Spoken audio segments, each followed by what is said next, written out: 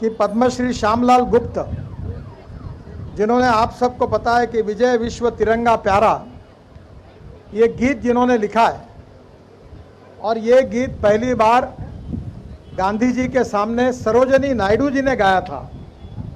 इतना इसका महत्व है। और आज प्रधानमंत्री जी ने ये तय किया था कि 11 बजे हर जगह पर हम लोग ये गीत का गायन करेंगे। और आज नागपुर महानगर पालिका के टीम ने इसका गायन भी बहुत अच्छी तरीके से किया है। मैं विशेष रूप से पद्मश्री श्यामलाल गुप्त जी को अभिवादन करता हूं, और विशेष रूप से हमारे देश के स्वाधीनता के इतिहास में जिन लोगों ने हमारे देश के स्वाधीनता के लिए संघर्ष किया है, और उन लोगों में से श्यामलाल गुप्त जी भी एक बड़ा नाम है। और उन्होंने अपने ओजस्वी शब्दों के साथ ये सुंदर गीत किया। वो गीत आज हमने सबने मिलकर के झंडा ऊंचा रहे हमारा, यही हमारा सबका भाव है कि हम दो चार रहे न रहे, पर तेरा वैभव अमर रहे माँ। यही हमारी संस्कृति है, यही हमारा इतिहास है। आज हमारे श्यामलाल जी गुप्त का अमृत महोत्सव है, और ऐसे इसमें हम उनको अभिवादन कर रहे हैं, तो मुझे लगता है कि आज ये भी हमारे लिए बहुत अभिमान का विषय है।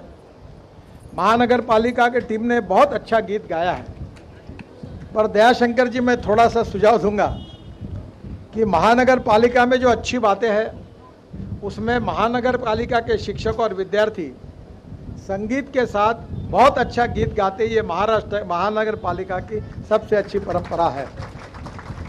और आपको शायद मालूम होगा या नहीं, 1998 में एक सायन में मुंबई में बहुत बड़े पुल का उद्घाटन हुआ था। बाला साहब ठाकरे ने उसका उद्घाटन किया था, और उस समय वहाँ गीत गाने के लिए मैं नागपुर महानगर पालिका के शिक्षक और विद्यार्थियों की टीम को मुंबई बुलाया था, और वो कार्यक्रम में उन्होंने स्वागत गीत गाया था। मैं आपसे अनुरोध करूँगा कि आज का गीत मैंने सुना है, बहुत अच्छा गाया है, और जो पुराने समय जो स्टैंडर्ड था उसमें थोड़ा सा कमी है। उसको हासिल करने के लिए और मेहनत करनी पड़ेगी टीचर्स को, क्योंकि पुराने टीचर शायद रिटायर्ड हुए हैं। और ये जो महानगर पालिका की जो शक्ति है, इसको लेकर मैं आपसे अनुरोध करूंगा कि हमारे देश को ये जो आज़ादी का अमृत महोत्सव बना रहे हैं, उसमें नागपुर महानगर काल के स्कूल नहीं, तो आप प्रतिभाशाली है, एक 25 गीत अच्छे चुनिए।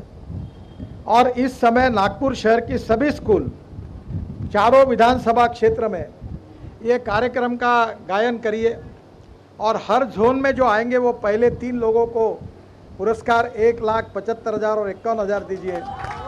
और जो 6 जोन में से जो 3 लोग आएंगे उनको 5 लाख, 3 लाख और 2 लाख के पुरस्कार देकर उन स्कूलों का आप गौरव करिए।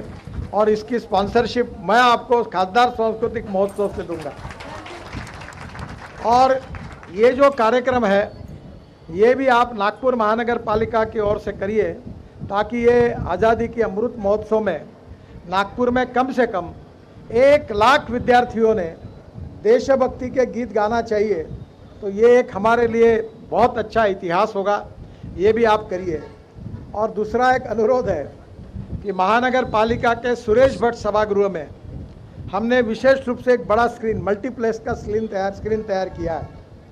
और इस बहाने स्वाधीनता के इतिहास की जो फिल्में हैं, जो बाल मन पर संस्कार करती है, ऐसे विद्यार्थियों के लिए रोज 2000 विद्यार्थी और दिन में कम से कम 10,000 विद्यार्थी और टीचर इस प्रकार के स्वाधीनता के अमृत महोत्सव के निमित्त ये भी विद्यार्थियों के लिए इसका आयोजन करिए। हमारे खासदार सांस्कृतिक महोत्सव से ये फिल्म की स्पॉन्सरशिप पूरी हम आपको देंगे, और निश्चित रूप से ये भी कार्यक्रम देश के इतिहास के लिए बहुत बड़ा होगा। ये दोनों कार्यक्रम नागपुर में फिर से एक बार स्वाधीनता के इतिहास को याद करेंगे। आज बाबा साहेब अम्बेडकर जी का संविधान के आधार पर ये शिलालेख, और उसके साथ साथ देशभक्ति का हमारा ये जो गीत झंडा ऊंचा रहे हमारा, और ये दोनों बातों का एकत्रीकरण करके आपने रौप्य महोत्सव कार्यक्रम की, अमृत महोत्सव कार्यक्रम की एक अच्छी शुरुआत की है। ये जनता की मूवमेंट बने, विद्यार्थी, युवा, शिक्षक, महिला, ज्येष्ठ नागरिक, अलग अलग प्रकार के लोग और हमारे नगर सेवक अपने मैदानों का उपयोग करके और अपने गार्डन का उपयोग करके इस प्रकार के कार्यक्रम हर प्रभाग में, हर वार्ड में, हर बस्ती में हजारों की तादाद में भारत माता की जय जयकार, वंदे मातरम का नारा देकर स्वातंत्र संग्राम सैनिकों का, महात्मा गांधी, नेताजी सुभाष चंद्र बोस, स्वतंत्र वीर सावरकर, ऐसे सभी लोगों का हम स्मरण करने का एक अच्छा समय इस आज़ादी के अमृत महोत्सव में करें। विद्यार्थियों के लिए निबंध स्पर्धा का अच्छा आयोजन करिए, वक्तृत्व स्पर्धा का आयोजन करिए। आप काफ़ी इसमें रुचि भी रखते हैं और आप में क्षमता भी है, और ये सब बातें जो होती है ये बहुत परिणाम करती है। मैं जब विद्यार्थी था तो उस समय भारतीय स्वातंत्र का रौप्य महोत्सव था, तो इंटर स्कूल कंपटीशन हुई थी और उसमें मैं अपने स्कूल के तरफ से भाषण देने के लिए गया था। तो पहली बार मैंने स्वाधीनता के इतिहास का अध्ययन इसलिए किया कि मुझे स्पर्धा में भाषण करना था, और इसके बाद मैं वो भाषण करने के बाद मुझे प्रथम क्रमांक मिला और प्रोत्साहन भी मिला और देश का इतिहास भी मुझे मालूम हुआ। और इसलिए इसी प्रकार की स्पर्धाओं से जो इतिहास का पठन करेंगे, मनन करेंगे, चिंतन करेंगे, उन सब लोगों को फिर से एक बार हमारा गौरवशाली स्वाधीनता का इतिहास उनको मालूम होगा, और फिर से एक बार हमारे देश को विश्व में जो मोदी जी का सपना है कि हम आत्मनिर्भर भारत बने, सुखी, समृद्ध, संपन्न, शक्तिशाली, आर्थिक महाशक्ति बने, भय, भूख, आतंक और भ्रष्टाचार से मुक्त एक स्वाधीन और भारत का सुराज्य निर्माण हो, जिसका महात्मा गांधी जी ने राम राज्य नाम दिया था, और हम उसको शिवशाही कहते हैं, छत्रपति शिवाजी महाराज का आदर्श राज्य।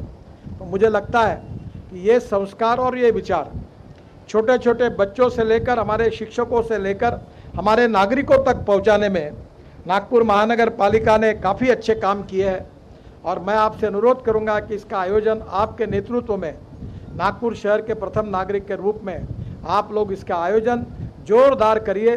ये कार्यक्रम एक जन मूवमेंट बननी चाहिए और लोगों में राष्ट्रभक्ति का भाव जगना चाहिए, और सभी प्रकार के लोगों ने इसमें अच्छा भाग लेना चाहिए।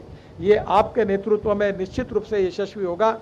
मैं देवेंद्र जी, हमारे सभी खास सांसद, हमारे विधायकगण, हमारे सभी पार्टी के लोग और सभी प्रकार के लोग इस कार्य के लिए आपको पूरा समर्थन करेंगे, इस विश्वास के साथ फिर से एक बार संदीप जाधव को हृदय से बहुत बहुत शुभकामनाएं देता हूं। बहुत संदीप अच्छा कार्यकर्ता है, कभी टिकट मांगने के लिए हमारे नेताओं के घर में चक्कर कभी मारता नहीं। हमें ही चिंता होती है कि उसको टिकट कहाँ से देना और वो कैसे चुन के आएगा। तो ऐसा अच्छा कार्यकर्ता है, बाबा साहेब आम्बेडकर जी के विचारों के प्रति समर्पित है, और उसने आज ये जो आह्वान था, ये जो काम था, कम जगह पर अपनी बुद्धिमत्ता, अपना कौशल्य को पूरा खर्चा करके और इसमें जितने एक्सपर्टाइज लोग हैं उनका सहयोग लेकर उसने एक विश्व के स्तर पर हमको ले जाएंगे, ऐसा एक शिलालेख यहाँ तैयार किया है। इसके लिए मैं बहुत खुशी जताता हूँ।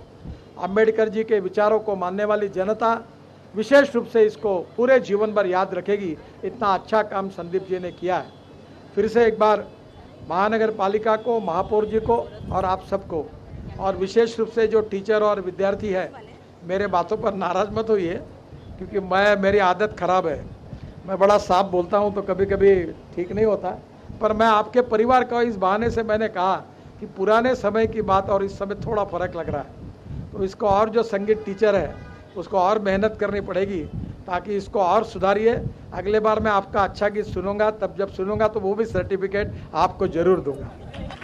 आपको बहुत बहुत बधाई, धन्यवाद, नमस्कार।